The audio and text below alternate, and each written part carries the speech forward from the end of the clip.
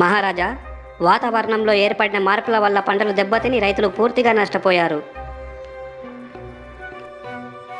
నిజమే నారదా, మేము కూడా గమనించాము. రాజ్యంలో పర్యటిస్తున్న సమయంలో రైతులు బాధపడుతూ ఉండడాన్ని గమనించి వెళ్ళి మాట్లాడాను. అధిక వర్షపాతం, వరదల వల్ల పంటలు పూర్తిగా దెబ్బతిని కనీసం పెట్టుబడి పెట్టిన సొమ్ము అయినా తిరిగి వచ్చేలా లేదు అని వాపోయారు. రైతులు నష్టపోకుండా తగు చర్యలు తీసుకొని ఆర్థికంగా ఆదుకోవాలి కర్ణ. రాజ్య ప్రజల ఆకలి తీర్చే రైతులు బాధపడకూడదు నారదా. వ్యవసాయ రంగానికి, చేతి వృత్తులకు ఎలాంటి వడ్డీ లేని రుణాలు, వాతావరణ మార్పుల వల్ల నష్టపోయిన పంటలకు సహాయం అందిస్తే ఆర్థికంగా నిలబడి తిరిగి పంటలు పండించడానికి తోడ్పడుతుంది. రైతులు వ్యవసాయంలో నష్టపోవడానికి వాతావరణంలో ఏర్పడే మార్పులు ఒక కారణం మాత్రమే. ఇంకా అనేక రకాలుగా వ్యవసాయ రంగానికి ప్రమాదాలు పొంచి ఉన్నాయి.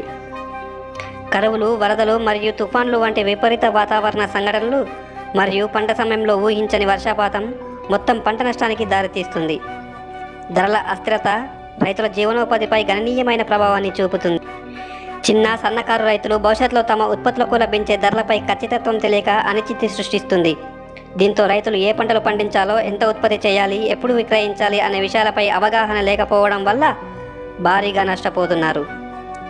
వ్యవసాయ మార్కెట్లో రైతులు ఎదుర్కొంటున్న సమస్యలు, ధరల హెచ్చుతగులు, సరైన సమాచారం లేకపోవడం, మధ్యవర్తుల దోపిడీ పాత్ర, నిల్వ సౌకర్యాలు లేకపోవడం లాంటి సమస్యల వల్ల రైతులు నష్టపోతున్నారు.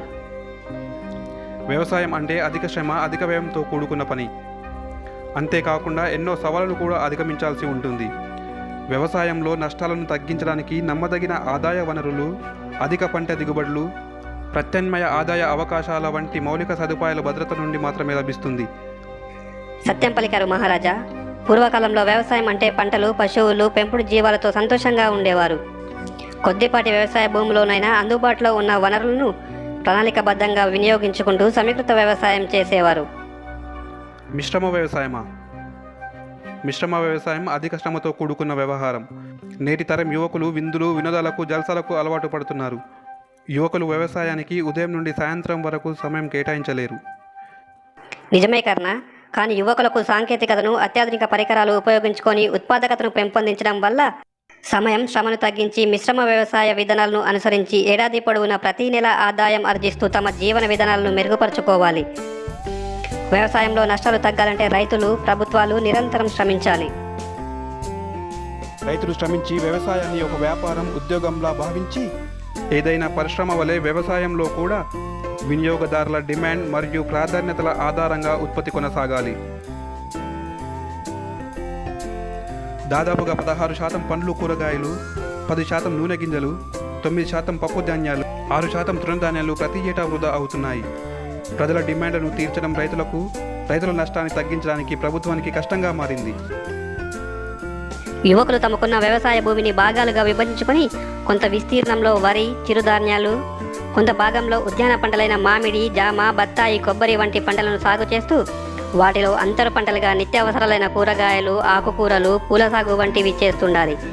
ఇంకొంత భాగంలో వ్యవసాయ అనుబంధ రంగాలైన కోళ్ల పెంపకం, గొర్రెల పెంపకం, పాడి పరిశ్రమ, తేనెటీగల పెంపకం, పుట్టగొడుగులు, పట్టుపురుగుల వంటివి ఏర్పాటు చేసుకొని అదనపు ఆదాయాన్ని పొందాలి.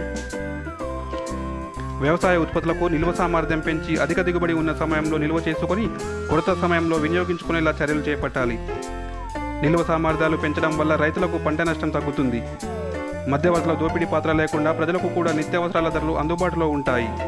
అంతేకాకుండా నిత్యం సలహాలు, సూచనలు అందిస్తూ వ్యవసాయ ఉత్పత్తి వివరాలు, వినియోగ వివరాలను గుర్తించే విధంగా అధికారులు తగిన చర్యలు తీసుకొని ఎంత విస్తీర్ణంలో ఏ పంటలు సాగులో ఉన్నాయి, ఎంత ఉత్పత్తి వచ్చే అవకాశాలు, మార్కెట్ అవసరాలు వంటి వివరాలను ప్రభుత్వం సేకరిస్తూ నిత్యం సమాచారం అందుబాటులో ఉండేలా చర్యలు తీసుకోవాలి. చక్కగా సెలవిచ్చారు నారదా. ప్రభుత్వం తరపున అన్ని విధాలుగా మేము అండగా ఉంటాము.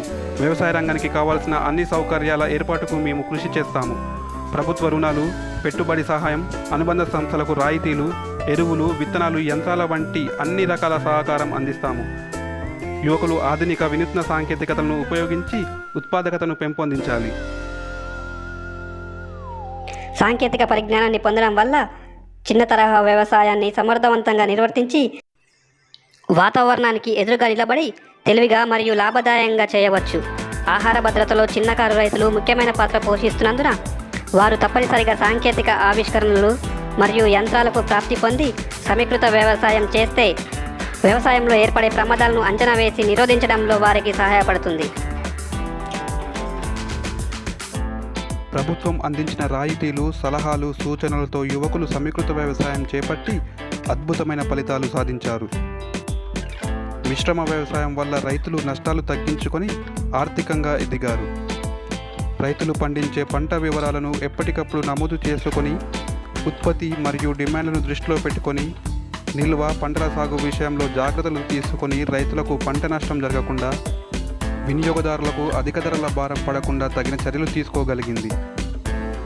వ్యవసాయ మరియు కుటుంబ అవసరాలను తీర్చడానికి రైతులు వ్యవసాయ అనుబంధ ఉత్పత్తులను ఉత్పత్తి చేయడం వల్ల అదనపు ఆదాయం సంపాదించడంలో రైతులకు మిశ్రమ వ్యవసాయం ఎంతగానో సహాయపడింది.